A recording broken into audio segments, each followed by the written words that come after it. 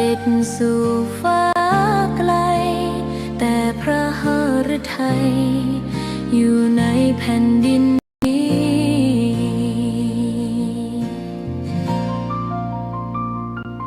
สวนดอกไม้ยังบานดังวันเก่า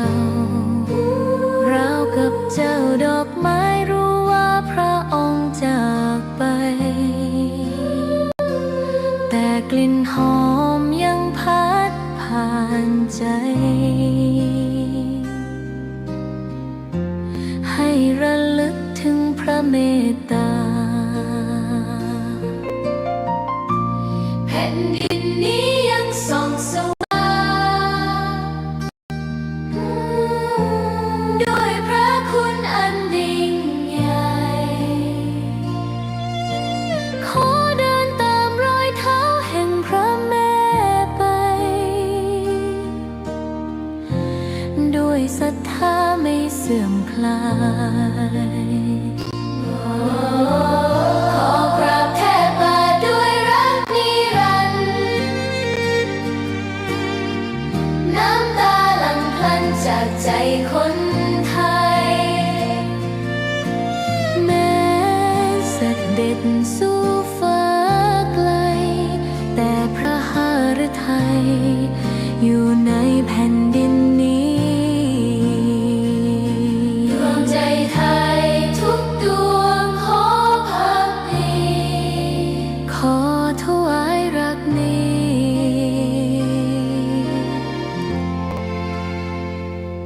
นิรันดร์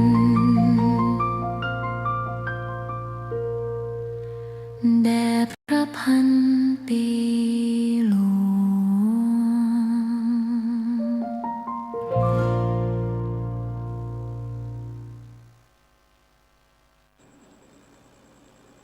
ขอกราบถวายความนอบน้อมแด่พระรัตนตรัยถวายความเคารพพระมหาเถระพระเถรานุเถระทุกท่านขอเจริญสุขญาติโยมสาธุชนที่กำลังติดตามรับฟังรายการจากสถานีวิทยุแห่งนี้ทุกท่านขอนำท่านผู้ฟังเข้าสู่รายการคดีโลก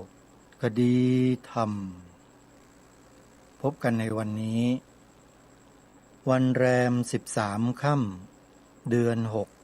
6วันนี้ตรงกับวันพฤหัสบดีที่14พฤษภาคมพระพุทธศักราช2569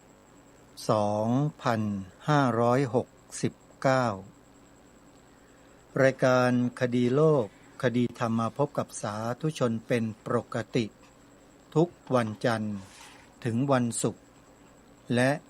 วันเสาร์อาทิตย์ทางสถานีวิทยุพระพุทธศาสนาแห่งชาติคลื่นต่างๆท่านผู้ฟังท่านใดที่สนใจจะฟังรายการธรรมะมากมายหลากหลายซึ่งมีอยู่เป็นจำนวนมากซึ่งจัดนำมาถ่ายทอดนำมาเปิดออกอากาศให้สาธุชนได้ฟังด้วยสถานีวิทยุพระพุทธศาสนาจำนวน48สถานีซึ่งรวมอยู่ในแอปพลิเคชันที่ชื่อว่าวิทยุพุทธศาสนาทั่วไทยเพียงท่านใช้โทรศัพท์มือถือของท่านดาวน์โหลดแอปพลิเคชันนี้ไว้ในโทรศัพท์ให้สำเร็จเมื่อท่านดาวน์โหลดได้สำเร็จท่านจะมีสถานีวิทยุพระพุทธศาสนาอยู่ในโทรศัพท์มือถือของท่าน48สถานีมีอยู่ทุกภูมิภาคของประเทศไทยท่านสามารถเลือกเปิดรับฟังสถานีใดก็ได้มีแต่ธรรมะดีๆให้พวกเราได้ศึกษาเรียนรู้กันทั้งนั้นเลย ใ ใครที่ฟังสถานีใดรายการใดแล้ว รู้สึกว่ามีความเข้าใจง่าย ฟังแล้วดี เราก็ฟังสถานีนั้นรายการนั้นญาติโยมมีให้เลือกตั้งเยอะแยะมากมายใครก็ตามที่แนะนำผู้อื่นให้ดาวน์โหลดแอปพลิเคชันนี้ผู้นั้นได้บุญเยอะมากๆเลยเท่ากับว่าแนะนำทางธรรมให้กับผู้อื่นถือว่าได้บุญมากได้บุญเยอะนะใครอยากได้บุญเยอะๆก็บอกให้ผู้อื่นดาวน์โหลดแอปพลิเคชันไว้ในโทรศัพท์มือถือแอปพลิเคชันที่ชื่อว่าวิทยุพุทธศาสนาทั่วไทยขออนุโมทนาบุญกับพวกเราทุกท่านทุกคนที่ร่วมด้วยช่วยกันเผยแพร่แอปพลิเคชันนี้ให้กับพี่น้องชาวพุทธของเราได้ดาวน์โหลดไว้ฟังธรรมะและร่วมกิจกรรมกับครูบาอาจารย์ที่ท่านจัดกิจกรรมในแต่ละท้องที่ได้ตลอดทั้งปีเลยสาธุชนผู้ฟังทุกท่านเมื่อวานนี้เป็นวันพืชมงคลจรดพระนางคันแรกนาขวัญเราก็ทราบคำทำนายไปแล้วถึงดินฟ้าอากาศในปีนี้ว่าเป็นอย่างไรไม่ว่าดินฟ้าอากาศเป็นอย่างไรก็แล้วแต่หน้าที่ของความเป็นคนไทยของเรานั้นไม่มีวันที่เราจะยุติการทำหน้าที่ได้เลยเราก็ต้องยังคงทำหน้าที่ของความเป็นลูกหลานไทยของเราต่อไปท่านผู้ฟังเราจะหยุดทำหน้าที่ในฐานะที่เป็นลูกหลานคนไทยไม่ได้เพราะเราไม่ได้อยู่ในโลกเพียงแค่ประเทศเราประเทศเดียวแต่ยังมีเพื่อนๆนานาประเทศอีกจำนวน200 กว่าประเทศที่อยู่ร่วมโลกกับเราและในหลายๆประเทศเขาก็มีวัฒนธรรมมีความเชื่อที่แตกต่างจากเราแล้วก็มีการไปมาหาสู่กันไม่เราไปหาเขาเขาก็มาหาเราเมื่อไปมากันเช่นนี้ก็ต้องมีการแลกเปลี่ยนวัฒนธรรมแลกเปลี่ยนแนวความคิดซึ่งกันและกันทีนี้ประเทศเราเนี่ยถือว่าเป็นประเทศที่โชคดีที่สุดประเทศหนึ่งในโลกที่ประเทศของเรานั้นตั้งอยู่ในพื้นที่ปลอดภัยไม่เป็นอันตรายเพราะภัยพิบัติร้ายแรงประเทศไทยเราและพวกเราคนไทยเนี่ยถือว่าโชคดีกว่าอีกหลายประเทศในโลกที่เขาจะต้องเผชิญกับปัญหาภัยธรรมชาติอยู่ตลอดเวลาไม่ต้องอื่นใดหรอกท่านผู้ฟังเพื่อนบ้านใกล้ๆเราเนี่ยโดนพายุไต้ฝุ่นถล่มทุกปีน้ำท่วมลมพายุพัดพาข้าวของเครื่องใช้บ้านเรือนเสียหายทุกปีและเกือบทั้งปีก็ว่าได้แต่ในขณะที่ประเทศไทยของเรานั้นอยู่ลึกเข้ามาห่างจากประเทศนั้นเรียกว่าเป็นพันกิโลก็ว่าได้เราจึงไม่ได้รับผลกระทบที่รุนแรงเหมือนอย่างประเทศดังกล่าวเราก็เลยแบบสบายอยู่กันแบบมีความสงบร่มเย็นเป็นสุขแล้วยิ่งเราได้ยอมรับนับถือพระพุทธศาสนาเป็นศาสนาประจำชาติไทยของเราด้วยแล้ว เรายิ่งโชคดียกกำลัง10โชคดียกกำลัง10นะที่เรานับถือศาสนาพุทธเนี่ยท่านผู้ฟังทำไมจึงกล่าวเช่นนั้นว่าโชคดียกกำลัง10เพราะหลักธรรมคำสอนในพระพุทธศาสนานั้นสอนให้พวกเราเป็นคนมีน้ำจิตน้ำใจเอื้อเฟื้อเผื่อแผ่เมตตากรุณาปราณีต่อกันและกันคนไทยเราจึงไม่ค่อยจะมีข่าวยกพวกมาฆ่าล้างเผ่าพันธุ์กันไม่มีเลยมีแต่กลุ่มอื่นที่เขาทำกันแต่กลุ่มชาวพุทธเราที่จะกระทำเช่นนั้นเนี่ยไม่มีเว้นเสียแต่ถูกล้างสมองไปในทางที่ผิดแล้วก็หลงกระทำความผิดโดยไม่รู้อันเนี้ยมีแต่ก็ยังเป็นส่วนน้อยนับเป็นเปอร์เซ็นต์ไม่ได้ก็ถือว่าประเทศไทยเรานั้นยังปลอดภัยอยู่ท่านผู้ฟังด้วยเพราะเรานับถือศาสนาพุทธ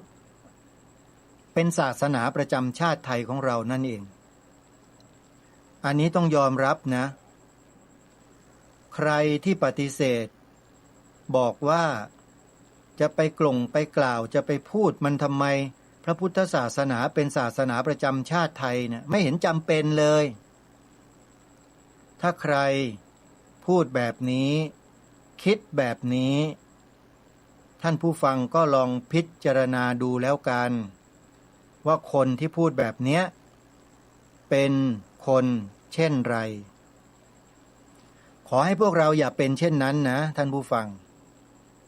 พวกเราต้องทำรงรักษาสิ่งที่บรรพชนเราสืบสารรักษาต่อยอดกันมาเอาไว้ทางรายการย้ำแล้วย้ำอีกว่าประโยคนี้ผู้ดำเนินรายการคือกระผมและอาตมาไม่ใช่เป็นคนแต่งสรรขึ้นมา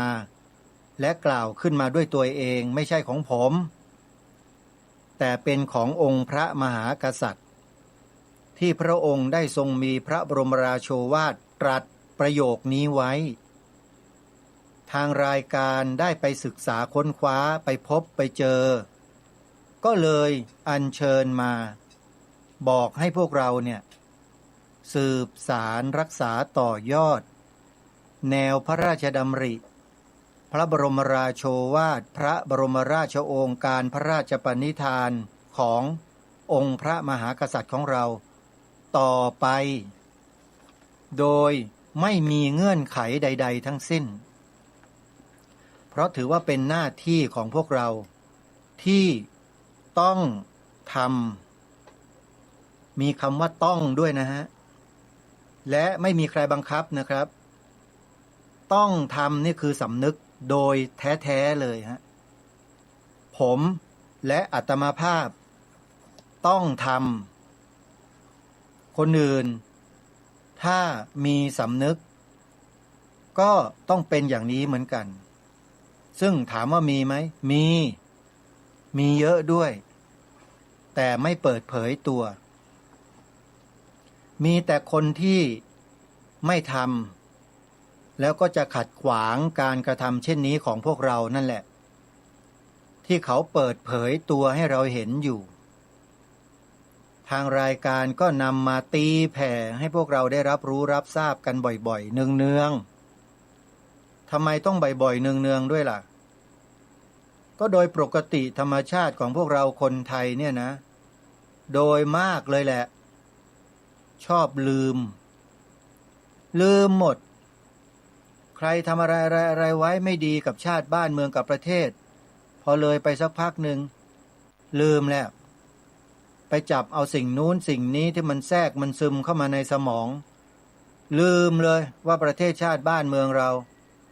ได้รับผลกระทบอะไรอย่างไรรุนแรงแค่ไหนถูกทำลายลงไปขนาดไหนเสียหายยังไงไม่สนนะพอจบข่าวพอเงียบสักระยะหนึ่งก็ลืมหมด มันเป็นซะอย่างนี้ก็เลยต้องมาพูดย้ำๆซ้ำๆกันเรื่อยๆเพื่อที่จะกระตุ้นเตือนพวกเราอย่างนี้แหละอย่าว่ากันเลยนะช่วยกันทำสิ่งที่ถูกต้องสิ่งที่ดีของบรรพบุรุษของเรามันไม่ได้ผิดแล้วก็ไม่ได้เสียหายอะไรมิใช่หรือดีกว่าไม่มีใครนำพาเราทำใช่ไหมญาติโยมถ้าญาติโยมสมมุติว่าไม่มีรายการคดีโลกคดีธรรมมาพูดแบบเนี้ยถามว่าญาติโยมจะมีความรู้สึกกับสิ่งเหล่านี้อย่างไรเฉยๆใช่ไหมใครมาบิดเบือนความหมายสีขาวธงชาติก็เฉยใครจะมาเปลี่ยนสีธงชาติก็เฉยใครจะมาทำลายชาติตัวเองก็เฉยใช่หรือไม่เพราะไม่มีใครมากระตุ้นบอกเราไงนี่ขนาดบอกนะเนี่ยนี่ขนาดบอกนะยังมาตำหนิอาตมาเลยบางคนน่ะนี่ขนาดบอกนะโยมบอกทุกวันบอกบ่อยๆนะเนี่ยว่ามันมีการกระทำอย่างนี้นะวิธีการแก้ก็คือเราต้องช่วยกันแบบนี้นะก็ยังไม่กระเตื้องเลยก็มีเหมือนกันอาตมาภาพก็จะไม่พูดมากเลยเรื่องพวกนี้โยมเพราะว่าเราก็โตๆกันแล้วไม่ใช่เด็กพูดกันน้อยลงแล้วก็หันมาทำอะไรๆที่มันเป็นประโยชน์ในอนาคตและปัจจุบันให้มากยิ่งขึ้นเรื่องราวเนื้อหาสาระกิจกรรมต่างๆที่ครูบาอาจารย์เราพากันจัดพากันทำเราก็มาติดตามมาดูมาร่วมกิจกรรมเหล่านั้นเพื่อเป็นบุญเป็นกุศลสร้างบารมีกันดีกว่าอย่างวันนี้ก็มีข่าวประชาสัมพันธ์บอกแจ้งกับญาติโยมที่ฟังรายการกันอยู่จะไปมีส่วนร่วมบำเพ็ญบุญบำเพ็ญกุศลกับครูบาอาจารย์เหล่านี้ก็ขอเชิญได้ญาติโยมก็เตรียมปากกากระดาษจดเบอร์โทรศัพท์เอาไว้โยมก็จะได้ถามรายละเอียดเพื่อที่จะมีส่วนร่วมในกิจกรรมดังกล่าวนี้กับครูบาอาจารย์เหล่านั้นด้วยกันกิจกรรมที่จะนำมาประชาสัมพันธ์กิจกรรมแรกเพิ่งจะได้รับข้อมูลมาสดๆร้อนๆเลยโยมนั่นก็คือขอเชิญผู้มีจิตศรัทธาร่วมบุญกับประธานในพิธียกฉัตรทองคำหนัก50 บาทพระเจดีย์รักขิตจิตโตณวัดป่าหม่อมเจ้าสมาคมกิติยากรอยู่ที่ตำบลคูเมืองอำเภอหนองบัวแดงจังหวัดชัยภูมิในวันศุกร์ที่15 พฤษภาคม 2569 ก็คือวันพรุ่งนี้แล้วท่านผู้ฟังญาติโยมท่านใดจะร่วมโอนปัจจัยบริจาคเตรียมจดเบอร์บัญชีไว้นะมี2 ธนาคารนะโยมโอนเข้าไปมีส่วนร่วมยกฉัตรทองคำพระเจดีย์ฉัตรทองคำพระเจดีย์เนี่ยโยมเมื่อยกขึ้นไปแล้วก็จะอยู่บนยอดสุดของเจดีย์ใคร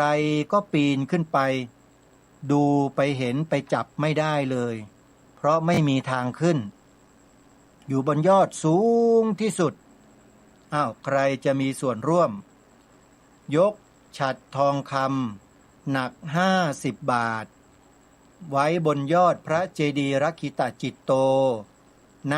วัดป่าหม่อมเจ้าสมาคมกิติยากรที่อำเภอหนองบัวแดงจังหวัดชัยภูมิก็โอนปัจจัยเข้าไปที่ธนาคารกรุง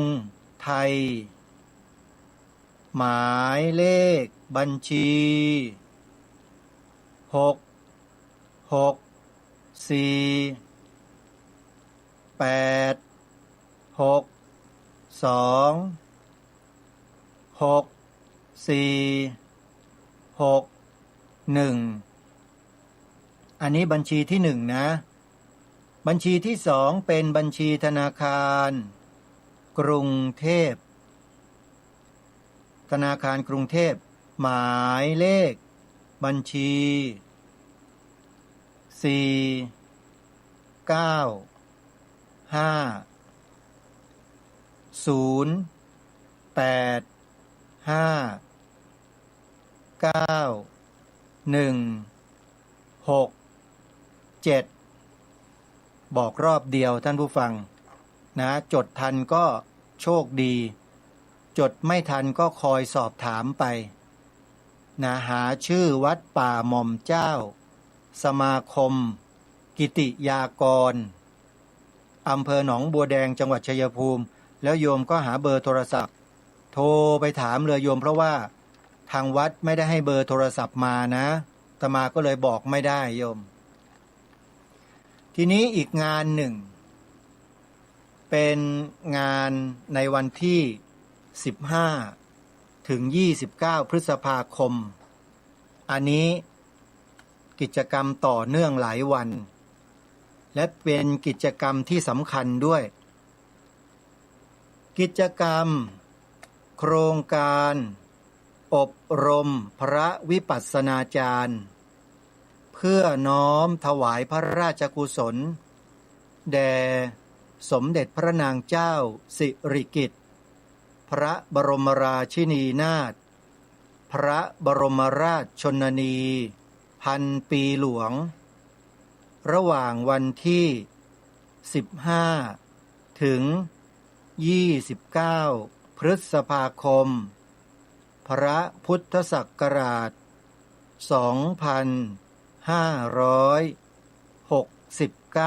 2569รวมเวลา15วันกิจกรรมโครงการนี้จะจัดขึ้นณวัดมหาธาตุยุวราชรังสฤษฎ์แขวงพระบรมมหาราชวังเขตพระนครกรุงเทพมหานครกิจกรรมนั้นก็จะมีตั้งแต่4:30ทำวัดเช้าเจริญพระกรรมฐานเวลา6 นาฬิกาถึง7 นาฬิกาเจริญสติออกรับบิณฑบาตเวลา7 นาฬิกาถึง8 นาฬิกาพิจารณาฉันภัตตาหารเช้าจากนั้นก็ล้างบาตรพักอิริยาบถพอถึงเวลา8 นาฬิกา30 นาทีก็เริ่มภาคปฏิบัติโดยพระเดชพระคุณท่านเจ้าคุณ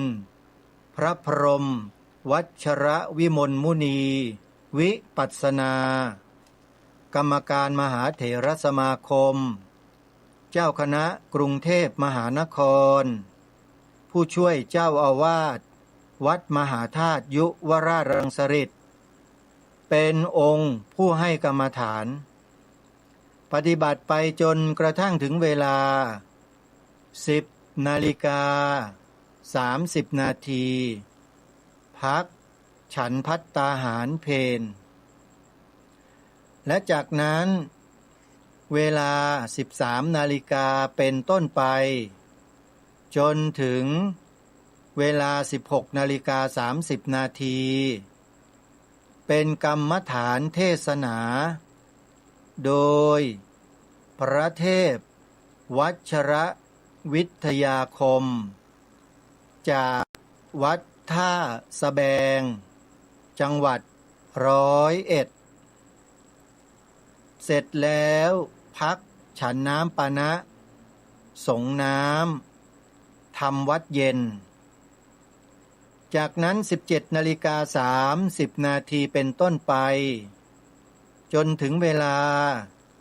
21 นาฬิกาก็จะร่วมกันลงอุโบสถแสดงอาบัติฟังพระปาติโมกข์ ในวันแรกคือวันที่16พฤษภาคมเป็นวันแรม15ค่ำเดือน6พระสงฆ์เหล่านั้นก็จะลงอุโบสถนะโยมนะอาตมาก็จะลงด้วยเช่นกันจากนั้นก็จะพักจำวัดไปตื่นอีกครั้งหนึ่งก็ตอนตี 4อย่างนี้ทุกวันไปจนถึงวันที่29พฤษภาคมญาติโยมสาธุชนท่านใดที่สนใจจะมีส่วนร่วมสนับสนุนงานอบรมพระวิปัสสนาจารย์ที่วัดมหาธาตุยุวราชรังสฤษฎ์แขวงพระบรมมหาราชวังเขตพระนครกรุงเทพมหานครก็สามารถติดต่อสอบถามรายละเอียดเข้ามาที่สำนักวิปัสสนากรรมฐานวัดมหาธาตุได้ทุกวันโทรศัพท์เข้ามานะโยมนะติดต่อเข้ามาได้ทุกวันเลยส่วนหมายเลขโทรศัพท์นั้นญาติโยมลองเสิร์ชหาดูใน Google นะโยมนะพิมพ์คำว่าสำนักวิปัสสนานานาชาติวัดมหาธาตุท่าพระจันทร์จดทันไหมโยมสำนักวิปัสสนานานาชาติวัดมหาธาตุท่าพระจันทร์กรุงเทพมหานครแล้วเดี๋ยวเบอร์โทรศัพท์ติดต่อก็จะขึ้นมาให้เราได้เห็นญาติโยมก็โทรศัพท์เข้ามาสอบถามรายละเอียดเพิ่มเติมได้เลยงานนี้ส่งเสริมและสนับสนุนโดยสำนักงานพระพุทธศาสนาแห่งชาติสำนักงานเจ้าคณะกรุงเทพมหานครวัดมหาธาตุยุวราชรังสฤษฎ์และคณะสงฆ์โยมส่วนญาติโยมก็ช่วยสนับสนุนร่วมทำบุญสร้างบารมีร่วมกันได้นะโยมนะติดต่อมาที่วัดมหาธาตุยุวราชรังสฤษฎ์ได้ทุกวันและนี่ก็เป็นกิจกรรมหนึ่งที่แจ้งให้กับสาธุชนได้ร่วมบุญกันสำหรับในต่างจังหวัดนั้นก็มีโครงการปฏิบัติวิปัสสนากรรมฐานอยู่หลายแห่งที่จะแนะนำสาธุชนญาติโยมในที่นี้ก็คือ 1. ที่วัดป่าจริยธรรมมีโครงการอบรมวิปัสสนากรรมฐานคอร์สเข้มเพื่ออุทิศบุญกุศลน้อมถวายแด่ท่านพระครูจริยสารธรรมผู้ที่ล่วงลับไปแล้วใครที่จะร่วมปฏิบัติธรรมเพื่ออุทิศถวายแด่พระครูจริยสารธรรมก็ติดต่อไปที่วัดป่าจริยธรรมได้ทุกวันเริ่มงานวันที่17พฤษภาคมนะโยมนะถ้าจำไม่ผิดนะญาติโยมก็โทรศัพท์ไปถามที่วัดป่าจริยธรรมอีกทีหนึ่งเพื่อความแน่นอนและความถูกต้องนะโยมทางรายการนั้นประชาสัมพันธ์ให้ว่ามีกิจกรรมอย่างนี้ที่นี่วันที่เท่านี้ส่วนจะตรงข้อเท็จจริงอย่างไรหรือไม่ญาติโยมต้องโทรศัพท์ถามให้แน่นอนอีกครั้งหนึ่งนะโยมนะและอีกแห่งหนึ่งก็จัดปฏิบัติวิปัสสนากรรมฐานเช่นเดียวกันนั่นก็คือวัดป่าสะพาน2ตำบลวังประจบอำเภอเมืองจังหวัดตากโดยพระอาจารย์บัวเรียนพุทธสโรเจ้าอาวาสวัดป่าสะพาน2ท่านจัดกิจกรรมปฏิบัติวิปัสสนากรรมฐานเป็นประจำทุกเดือน แล้วก็น่าจะเริ่มวันที่17พฤษภาคมเช่นกันอันนี้ผิดถูกอย่างไรต้องขออภัยท่านผู้ฟังด้วยให้โทรศัพท์ไปสอบถามที่วัดป่าสะพาน2ดูนะโยมนะอาตมาภาพแจ้งให้ทราบได้เท่านี้นะโยมทีนี้มีอีกกิจกรรมหนึ่งญาติโยมอันนี้น่าสนใจเพราะเป็นกิจกรรมที่ให้ความรู้กับผู้ที่เข้ามาร่วมเป็นความรู้ที่ผู้เข้าร่วม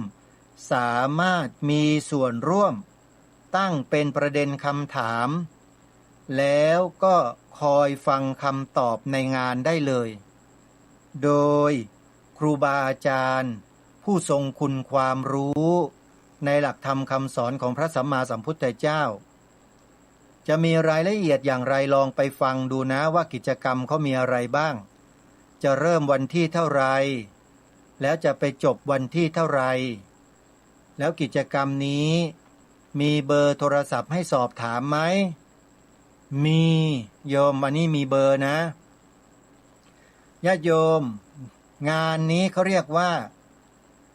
งานเสวนาธรรมรำลึก111 ปี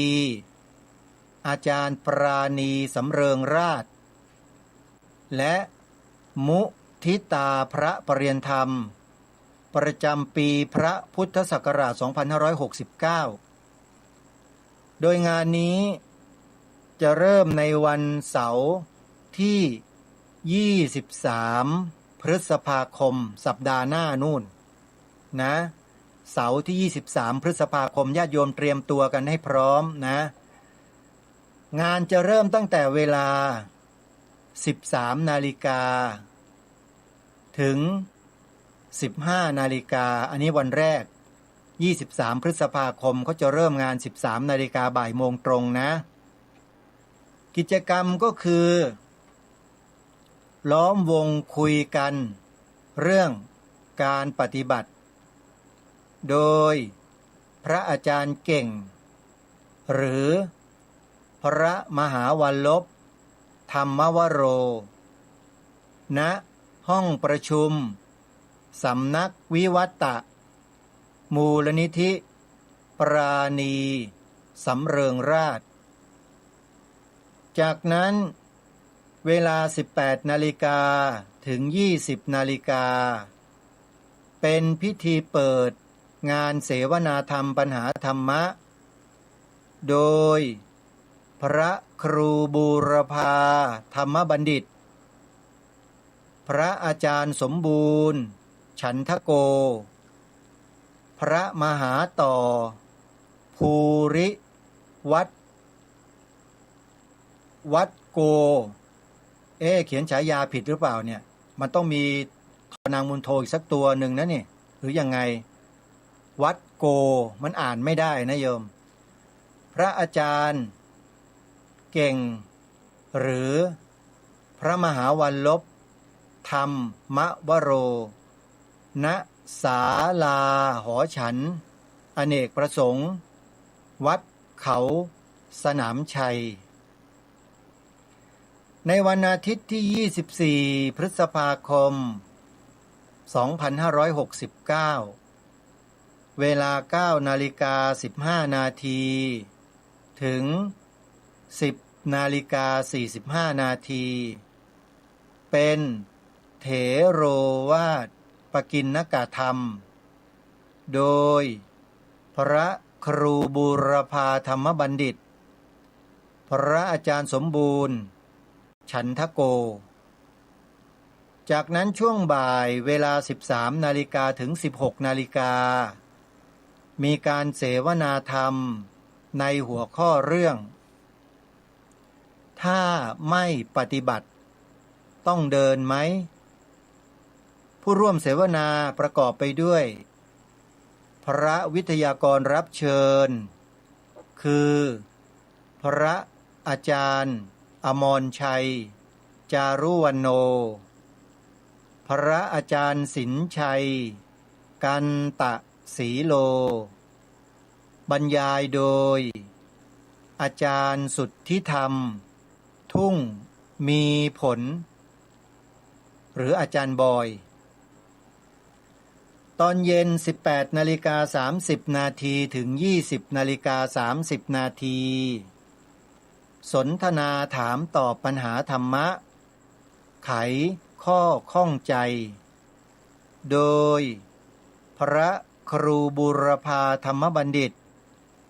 พระอาจารย์สมบูรณ์พระอาจารย์ต่อและพระอาจารย์เก่งอันนี้คืองานวันที่ 24นะวันสุดท้ายวันที่ 25 พฤษภาคม 9:30 นาทีถึง 10:45 นาทีสวดมาติกาถวายทานทำบุญอุทิศแด่ท่านอาจารย์ปราณีสำเริงราช 11:00 น. ถึง 12:00 น. ถวายภัตตาหารเพลจากนั้น 13:00 น. ถึง 15:00 น. มุทิตาสักการะพระปริยญธรรมประจำปีพระพุทธศักราช 2569 ใครที่สนใจงานดังกล่าวก็สอบถามรายละเอียดเข้าไปได้ที่วัดเขาสนามชัยนะโยมอยู่ที่อำเภอหัวหิน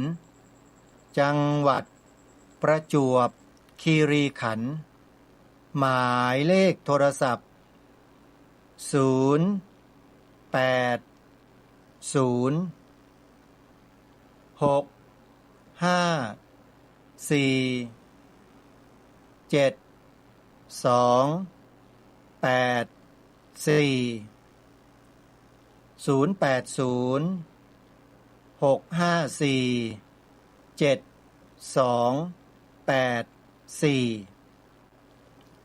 ครูบาอาจารย์เหล่านี้ท่าน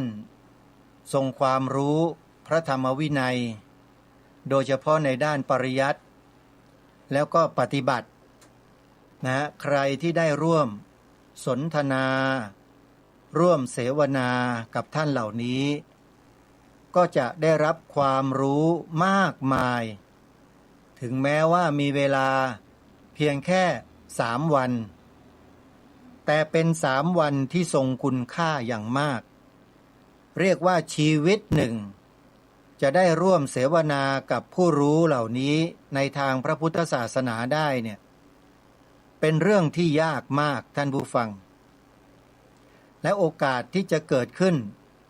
กิจกรรมแบบนี้นะฮะปีหนึ่งนี่ก็หายากไม่ค่อยมีหรอกโยมที่จะเปิดเวทีแล้วให้ถามกันแบบเปิดให้ถามเลยถามอะไรถามมาแต่อยู่ในประเด็นนะโยมนะครูบาอาจารย์ท่านก็จะแนะนำให้โยมนั้นถามโยมก็ถามท่านแล้วท่านก็จะตอบพวกเราอันนี้ถือว่าเป็นสิ่งที่ดีเป็นสิ่งที่มีประโยชน์มากนะนี่ก็เป็นอีกกิจกรรมหนึ่งและอีกกิจกรรมหนึ่งอยู่ในส่วนกลางกรุงเทพมหานครญาติโยมและเป็นส่วนงานที่ผู้ดำเนินรายการคืออาตมาภาพเนี่ยมีส่วนเป็นคณะกรรมการอยู่ในองค์กรนี้ด้วยอาตมาเป็นกรรมการอยู่ด้วยนะโยมจะได้ไปประชุมหารือกันในวันพรุ่งนี้แล้วนะนั่นก็คือสมาคมผู้ทำคุณประโยชน์เพื่อพระพุทธศาสนาแห่งประเทศไทยซึ่งถือว่าเป็นสมาคมที่ส่งเสริมบุคคลผู้สนับสนุนส่งเสริมกิจการทางพระพุทธศาสนาอย่างเป็นรูปธรรมเสมอมาทางคณะกรรมการก็จะได้คัดเลือกบุคคลเหล่านั้นทั่วประเทศให้เข้ามารับรางวัลเสาอโศกผู้นำศีลธรรมโลกซึ่งจัดขึ้นโดยสมาคมผู้ทำคุณประโยชน์เพื่อพระพุทธศาสนาแห่งประเทศไทยนี้เองและในวันนี้ในช่วงเวลาประมาณบ่ายโมง30 นาทีคือ 13:30 นาทีคณะกรรมการชุดใหญ่ก็จะได้ประชุมร่วมกันเพื่อวางแผนงานจัด กิจกรรมมอบรางวัลเสาอโศกผู้นำศีลธรรมโลกให้กับผู้ทำคุณประโยชน์ให้กับพระพุทธศาสนาทั้งฝ่ายบรรพชิตและคฤหัสถ์รวมจำนวนทั้งสิ้นประมาณ200 กว่ารูปคนทั่วประเทศซึ่งในบ่ายวันนี้ก็จะได้มีการประชุมหารือกันวางแผนงานให้เป็นที่เรียบร้อยแล้วก็จะได้ดำเนินการในวันจัดงานมอบรางวัลที่ได้กำหนดเอาไว้เรียบร้อยแล้วก็คือวันศุกร์ที่5 มิถุนายนเป็นวันมอบรางวัลเสาอโศกผู้นำศีลธรรมญาติโยมนะงานนี้จะจัดขึ้นณหอประชุมราชมงคลมหาวิทยาลัยเทคโนโลยีราชมงคลธัญบุรีตำบลคลอง6อำเภอคลองหลวงจังหวัดปทุมธานี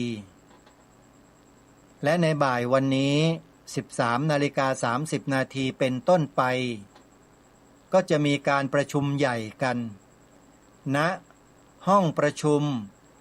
สงฆ์ธนาพิทักษ์ชั้น1สำนักงานอธิการบดีมหาวิทยาลัยเทคโนโลยีราชมงคลธัญบุรีตำบลคลอง6อำเภอคลองหลวงจังหวัดปทุมธานีอาตมาภาพได้รับหนังสืออาราธนานิมนต์เข้าร่วมประชุมใหญ่ในครั้งนี้ลงนามหนังสือโดยพลเอกธงชัยเกื้อสกุลนายกสภามหาวิทยาลัยเทคโนโลยีราชมงคลธัญบุรีนายกสมาคมผู้ทำคุณประโยชน์เพื่อพระพุทธศาสนาแห่งประเทศไทยประธานโครงการเสาอโศกผู้นำศีลธรรมต้องขออนุโมทนาขอบคุณคณะกรรมการซึ่งนำโดยท่านพลเอกธงชัยเกื้อสกุลที่มอบความไว้วางใจให้อาตมาภาพมีส่วนร่วมกับโครงการของทางสมาคมที่จัดขึ้นเป็นประจำทุกปีอาตมาภาพมีความยินดีอย่างยิ่งที่มีส่วนร่วมในการจัดกิจกรรมดังกล่าวนี้เป็นเพียงแค่ส่วนเล็กๆเท่านั้นเองอาตมานะโยมนะเป็นหนึ่งในคณะกรรมการอีกหลายๆท่านที่มีความรู้มีความสามารถอาตมาภาพนี่จะมีความรู้น้อยที่สุดแต่ว่ามีความตั้งใจในการทำงานให้กับทางสมาคมไม่น้อยเหมือนกันโยมก็พยายามที่จะประชาสัมพันธ์บอกข่าวให้กับหน่วยงานองค์กรผู้ที่เกี่ยวข้องให้รับทราบถึงกิจกรรมที่ทางสมาคมได้จัดได้ทำอยู่เป็นประจ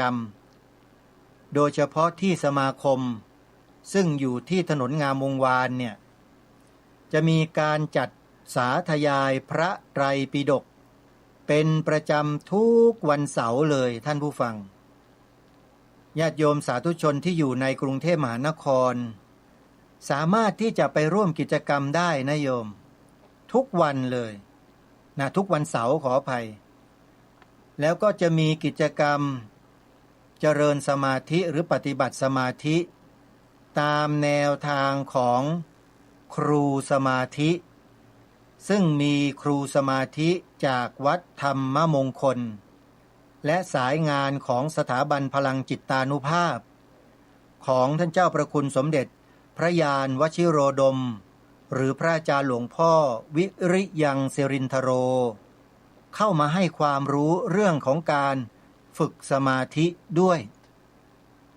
ถือว่าทางสมาคมผู้ทำคุณประโยชน์เพื่อพระพุทธศาสนาแห่งประเทศไทยนั้นได้เปิดโอกาสให้ผู้คนในสังคมเนี่ยร่วมกิจกรรมในทุกสัปดาห์เลยท่านผู้ฟังใครที่มีความสนใจก็สามารถไปร่วมกิจกรรมได้นะโยมนะ จดเบอร์โทรศัพท์ของสมาคมผู้ทำคุณประโยชน์เพื่อพระพุทธศาสนาแห่งประเทศไทยไว้สักนิดหนึ่งท่านผู้ฟังนะติดต่อไปที่หมายเลขโทรศัพท์0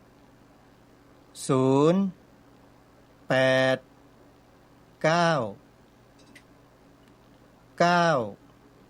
8 2 5 5 9 8จดอีกครั้งหนึ่งท่านผู้ฟังหมายเลขโทรศัพท์ติดต่อกับสมาคมผู้ทำคุณประโยชน์เพื่อพระพุทธศาสนาแห่งประเทศไทยหมายเลขโทรศัพท์0 8 9 9 8 2 5 5 9 8หรือท่านใดจะโทรศัพท์พื้นฐานที่ขึ้นต้นด้วยหมายเลข02ก็สามารถโทรเข้าไปได้ที่02 058 3799 02 058 3799หมายเลขโทรศัพท์ของสมาคมผู้ทำคุณประโยชน์เพื่อพระพุทธศาสนาแห่งประเทศไทยท่านสาธุชนก็โทรเข้าไปสอบถามถึงกิจกรรมที่สมาคมได้เปิดให้ประชาชนทั่วไปเข้าไปมีส่วนร่วมกับกิจกรรมมีอะไรบ้างวันไหนเวลาไหนอย่างไรก็สอบถามเข้าไปได้ที่สมาคมผู้ทำคุณประโยชน์เพื่อพระพุทธศาสนาแห่งประเทศไทยได้เลยหรือท่านใดจะสนับสนุนสมาคมเพื่อทำประโยชน์ให้กับสังคมมากมายหลายประการก็สามารถมีส่วนร่วมได้เช่นกันนะและนี่ก็เป็นกิจกรรมของชาวพุทธของเราที่ทางรายการได้นำมาแจ้งบอกกับสาธุชนผู้ฟังให้ได้มีโอกาสเข้าไปมีส่วนร่วมกับกิจกรรมดังกล่าวนะโยมนะกิจกรรมหนึ่งที่ทางรายการคดีโลกคดีธรรมได้เชิญชวนสาธุชนได้มีส่วนร่วมกับทางรายการก็คือการสร้างศาลาปฏิบัติธรรมที่สวนป่าสามัคคีธรรมตำบลบ้านผืออำเภอจอมพระ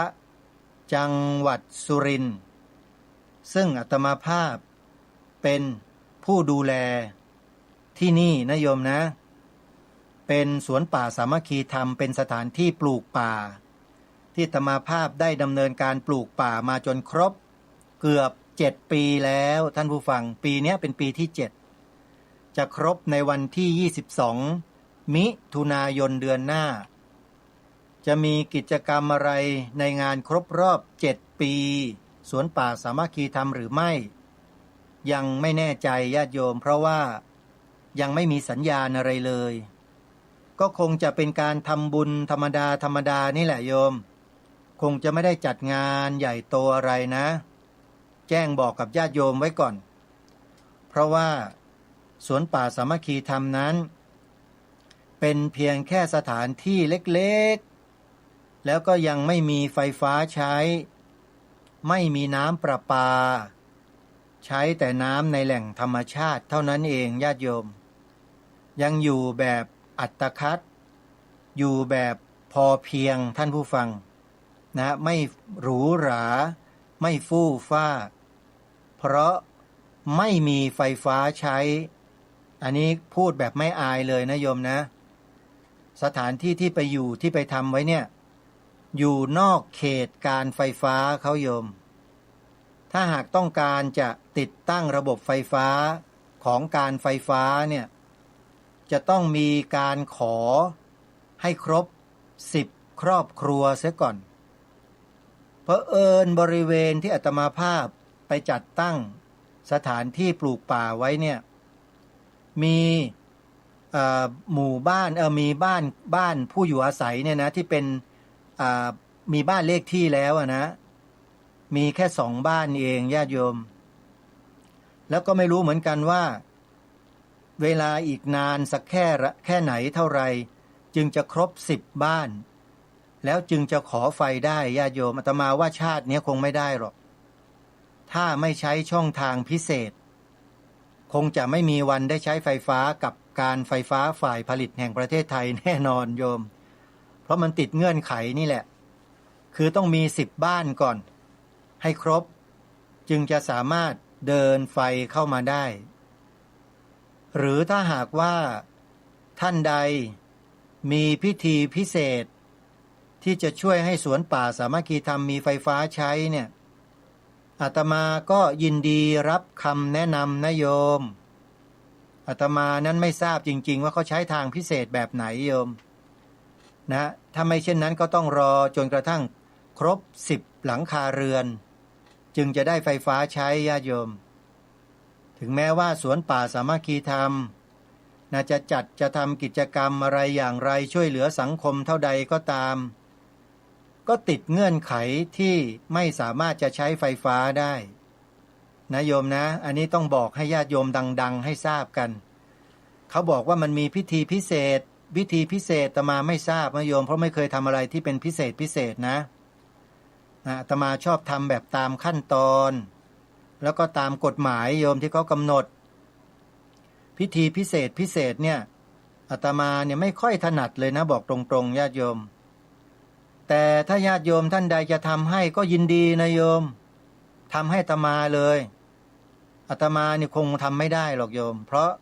กำลังไม่พอเอาพูดกันง่ายๆนะไม่มีกำลังพอที่จะไปทำทางพิเศษด้วยพิเศษอะไรก็ขอฝากนะโยม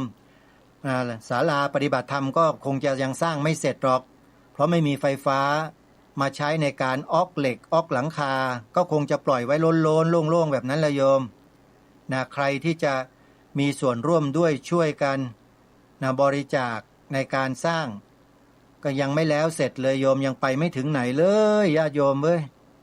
นะใครจะร่วมบุญก็ขอเชิญได้นะโยมนะเข้าไปดูรายละเอียดใน Facebook ของอาตมานั่นแหละจะมีรายละเอียดอยู่ในนั้นเอาล่ะท่านสาธุชนวันนี้พูดไปพูดมาเวลาหมดต้องขอสมมุติยุติไว้ที่เพียงเท่านี้พบกับรายการได้ใหม่ในวันต่อไปขอความสุขสวัสดีจะมีแด่ท่านผู้ฟังทุกท่านทุกคนเทินขอเจริญพร